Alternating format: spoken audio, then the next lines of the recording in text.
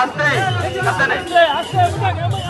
Sound চালাচ্ছেন যারা, তাদের প্রতি অনুরোধ নামাজের সময় যাতে সাউন্ড বন্ধ রাখা হয়।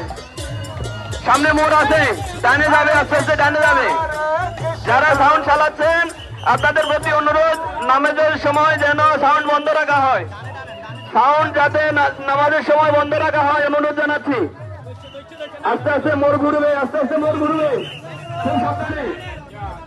জয় জগন্নাথ স্বামী কি, বলদেব কি, সুভদ্রা